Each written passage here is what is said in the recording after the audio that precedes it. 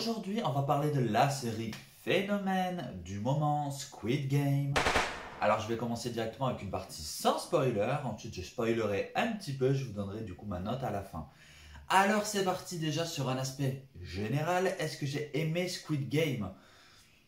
Mais pas vraiment en fait. Je trouve que c'est beaucoup de bruit pour pas grand chose. J'en suis désolé. Alors, très vite, je la considère vraiment comme ce genre de série ou de film qui surtout marque les esprits et rentre directement dans une espèce de hype pas possible. Pourquoi? Par rapport à une scène. C'est souvent comme ça. Il y a des films qui sont pas très bons, des séries qui sont pas très bonnes, mais pourtant il y a THE scène à l'intérieur qui fait que tout le monde va en parler. Donc là, clairement, dans cette série, pour moi, c'est la scène du 1, 2, 3 soleil. Tu enlèves cette scène de la série, cette séquence, clairement, la hype autour de Squid Game n'existe plus, j'en suis certain. Et c'est ça qui a, je pense, tout créé en termes de phénomène sur cette série, vraiment. Parce qu'alors oui, je trouve qu'il n'y a pas grand-chose à en retenir. Alors, tous les aspects positifs déjà, on va commencer par ça, ça va être les aspects techniques. Alors vraiment, je reconnais que la mise en scène est très propre. Les acteurs, alors apparemment ce ne sont pas n'importe quel acteur, il y en a certains apparemment, voilà, ce sont de sacrés stars dans leur pays. Donc je pense que ça se voit là aussi parce que mine de rien, je trouve que tout le monde joue plutôt bien, même très bien pour pas mal d'entre eux.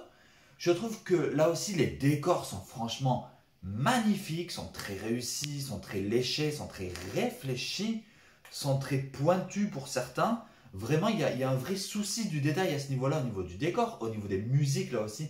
Je trouve ça assez pointu, assez minimaliste. Assez, ça tape là où il faut, quand il faut.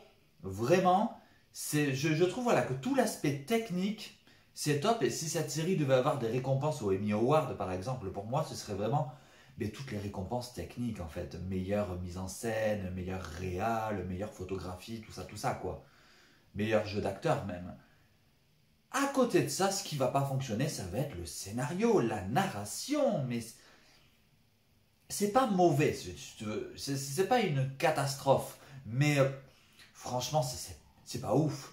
C'est pas ouf, c'est ultra prévisible. Il y a pas mal de choses sur certains personnages qu'on voit arriver, mais des kilomètres à l'avance. Et alors, des fois, dans certaines séries, effectivement, on sent qu'ils veulent nous faire comprendre les choses un petit peu à l'avance pour nous y préparer. Là, pas du tout. On sent clairement qu'ils mettent des petits indices pour qu'on essaie de trouver et que l'idée est quand même qu'on ne trouve pas. Sauf que les gars, vous n'êtes pas doués, les scénaristes, je suis désolé, mais même les réals, pour le coup, sont pas top, parce que des fois, il y a des indices qui sont mis là, mais c'est même pas des indices, en fait, les gars. Les indices sont tellement gros que c'est des platanes, le truc. Tu le vois arriver, je pense à un personnage en particulier, où franchement, la chute pour ce personnage-là, tu la vois arriver, mais des épisodes à l'avance, mais vraiment. Dès le début, tu te dis, toi, il y a un truc, c'est certain. Et arrivé à la moitié de la série, c'est bon, t'as compris. T'as compris direct le pourquoi du comment, qui ne te sera révélé que dans le dernier épisode. Je veux dire, donc, pourquoi laisser traîner un truc qu'on comprend direct, mais vraiment. Là aussi, il y a certaines scènes de jeu qui vont être tirées à rallonge. Mais vraiment, c'est insupportable. La durée des épisodes. Je veux dire, c'est là où tu vois que tu es sur une série Netflix, les gars. Ouais, nous, on va faire des épisodes de 1 heure pour faire un petit peu série HBO. Sauf que HBO, quand les épisodes durent 1 heure, c'est parce qu'il y a de la qualité pendant 1 heure. Ce n'est pas Game of Thrones qui veut, en fait. Là, le problème, c'est que tu as des épisodes qui durent 1 heure, mais avec 15 minutes de remplissage. On a quand même un épisode où notre héros doit choisir un dossard, numéroté de 1 à 16, je crois. Il va mettre quasiment 10 minutes, un quart d'heure juste pour choisir un dossard. J'étais là, mais c'est vraiment la scène qui a failli me faire péter un plomb. Mais vraiment. Et mon mec à côté, il était là, mais... Je veux dire, le gars, il suffoquait. Je disais, mais calme-toi. J'étais là, mais c'est insupportable. C'est-à-dire, à croire que tout est fait pour que tu sortes de la série, en fait. C'est trop. Les jeux sont étirés donc en longueur. Je pense par exemple à un jeu à un moment donné dont je reviendrai après dans la partie spoil où je peux pas spécialement le dire. Mais ouais, il y a un jeu où ça ne nécessite pas spécialement de violence et du coup c'est long. Et je crois que limite il aurait fallu que les jeux soient moins longs mais plus nombreux. Parce que ça aussi ça va être un gros défaut. On te vend une série où les gens vont tenter de survivre à des jeux d'enfants basiques. Sauf que ouais, mais des jeux, je crois, t'en as 5 en tout et pour tout, sur 8 épisodes.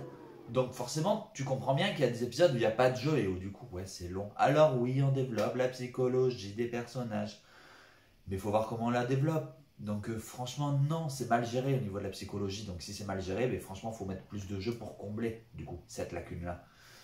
Donc maintenant, on va rentrer dans la partie avec spoilers. Donc si tu n'as pas vu la série, reviens un peu plus tard pour voir cette partie-là. Allez, c'est parti. Donc, je parlais de la psychologie des personnages. Toute la psychologie autour du numéro 1, donc notre petit vieux du groupe, c'est ridicule. Dès le début, tu comprends qu'il a un rôle à jouer là-dedans. Dès le milieu, au moment où il doit se faire tuer, c'est le seul que tu ne vois pas se faire tuer. Tu entends qu'il se fait tuer, mais tu ne le vois pas mourir. Ce qui renforce encore plus ce truc que tu te dis, ah, c'est bon, il n'est pas mort, quoi. Et franchement, le mieux serait limite été mais qu'il soit réellement mort pour qu'il nous mène un petit peu en bateau, tu vois. Ah, vous avez réellement cru qu'il n'était pas mort, mais en fait, il était réellement mort. Mais non, dans le dernier épisode, oui, c'est bien moi, je suis en vie. Oh mon Dieu, je suis surpris. Non, mais il n'y a aucune surprise. En plus, le pourquoi du comment, il meurt avant de le dire. Super, tout ça pour ça, j'ai envie de te dire. Donc franchement, non, c'est nawak. J'aurais aimé que le gagnant du Squid Game, ce soit non pas notre héros, mais celui qui est gentil au début et qui devient méchant au fur et à mesure, je sais plus comment il s'appelle, le héros du village là. Je veux dire, à la fin, le gars va quand même égorger la fille, la seule fille survivante, pour gagner quoi en fait. Et lui, c'est un gars, il est hyper gentil, et plus il avance dans le jeu, plus ça va devenir un énorme connard qui limite est prêt à tuer ses amis pour gagner. C'est pas limite, hein, il le fait. Donc vraiment, j'aurais aimé qu'ils aillent au bout de leur idée et que ce soit lui qui gagne. Un peu en mode, ben ouais, dans la vie, c'est comme ça que ça fonctionne. C'est les plus mauvais d'entre nous qui gagnent et c'est les plus mauvais d'entre nous qui gagnent le fric sur le dos des autres. Parce que malheureusement, les trois quarts du temps, c'est tellement ça. Je veux dire, vous voulez instaurer un message social, alors allez jusqu'au bout des choses, les gars. Vraiment. Et quitte à faire une autre saison, il faudrait partir sur un autre Squid Game dans un autre pays. Transition. Parce que du coup, là aussi, les VIP, est-ce qu'on s'en parle? Il y a un épisode entier où on nous dit qu'il y a des VIP qui sont là pour assister au jeu. On ne sait pas qui sont ces gens, on ne sait pas trop à quoi ils servent. Alors on comprend plus ou moins qu'il ne veut pas répondre aux questions pour le moment, au cas où il y a une saison 2. Mais quand il a produit sa série, il était vraiment pas sûr qu'il y ait une saison 2. Lui-même, il le dit en interview, le réal. Donc, pourquoi tu réponds pas aux questions? Parce que du coup, on te tease des personnages, donc les VIP, pendant je sais pas combien d'épisodes. Il y a un épisode entier qui leur est consacré, tout ça pour qu'au final, on n'en sache pas plus. Quel intérêt? Ça s'appelle de la perte de temps. Vraiment. Et c'est en ça que la narration est pas très bonne, parce qu'elle étire en longueur des trucs inutiles pour au final nous mener nulle part, donc les VIP. Il y a des scènes, encore une fois, de jeu, et j'en parlais dans la partie sans spoil, donc la scène où c'est le jeu de billes. Ce jeu-là, il est étiré sur tout un épisode, mais c'est long. Je veux dire, à la rigueur, tu les aurais vus en train de réellement jouer aux billes, je dis pas. Mais là, l'idée, c'est, tu peux prendre toutes les billes de ton adversaire de la façon que tu veux, mais sans violence. Ce qui fait que t'en as, ils sont là. Limite, je me sacrifie pour toi. Tiens, prends mes billes. Un machin. T'es sérieux? C'est que du blabla. C'est du blabla inutile. Oui, moi, tu sais, j'ai vécu, j'ai déjà voyagé. Donc, franchement, je pense que j'ai assez bien vécu ma vie, contrairement à toi. Donc, je vais te laisser gagner. Wouh! Et on a besoin de 20 minutes pour dire ça. Je veux dire, voilà. Cette série, elle met tout en œuvre en fait pour que tu aies envie de partir. Mais à côté de ça, tu as quand même envie d'aller au bout pour savoir le pourquoi du comment. Tu te dis, j'ai envie de savoir. J'ai envie de savoir. Comme le flic, je suis désolé. Le personnage du flic, depuis le début, on se doute que son frère, c'est lui qui est derrière le masque. Mais vraiment, depuis le début, et à un moment, on te met sur une fausse piste en te disant que le frère a participé au Squid Game. Donc du coup, tu te dis, ah, mais c'est peut-être pas lui qui est derrière le masque. Ouais, mais quand même, c'est un peu gros. Et du coup, c'est quand même lui qui est derrière le masque. C'est nul! nul, mais vraiment, c'est nul. C'est bidon. Je veux dire, la narration, elle est pas bonne. Le développement, franchement, il n'y en a aucun pour qui ça fonctionne, hormis un seul et unique personnage. Alors, je sais plus comment elle s'appelle, mais ça va être cette femme qui est affreusement badass et qui va même mourir uniquement par fierté, par amour-propre. Elle va emporter avec elle le mec qui l'a trahi.